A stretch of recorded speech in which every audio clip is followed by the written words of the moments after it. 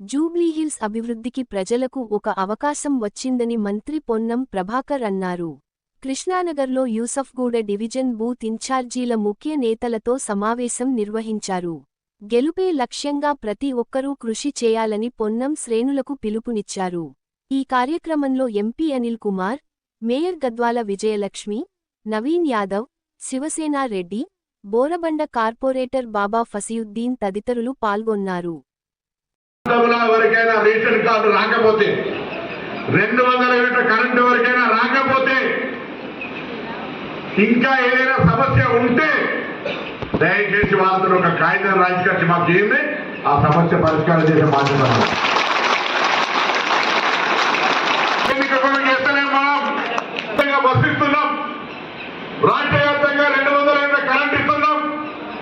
రాష్ట్ర వ్యాప్తంగా తెల్ల రేషన్ కార్డు ఉప ఎన్నికలు ఒకరి మందమే తలుపు తీసి తలపెట్టడం కాదు, ఇది నిరంతర ప్రక్రియ. ఎవరికి రేషన్ కార్డు రాకపోతే వాళ్ళందరికీ రేషన్ కార్డు ఇస్తే గట్టిగా పళ్ళ గురించి చెప్పినాను.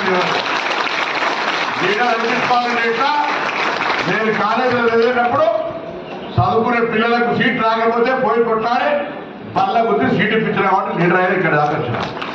మీ వాడలో లీడర్ కావాలంటే ఎవరికి రేషన్ కార్డు రాలేదు రేషన్ కార్డు ఇప్పి 200 యూనిట్ల కరెంటు వరకు వస్తారా ఎగ్జిబిట్ ఉంటే వాళ్ళకి 200 యూనిట్లకు ఎగ్జిబిట్ శాంక్షన్ చేస్తాం మనం బాధ్యత.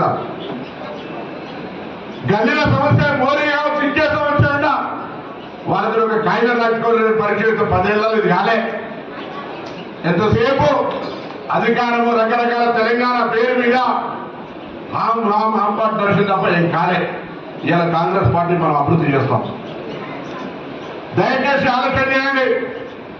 చాలా మొత్తం ప్రజలు కాంగ్రెస్ పార్టీని గెలిపించినారు.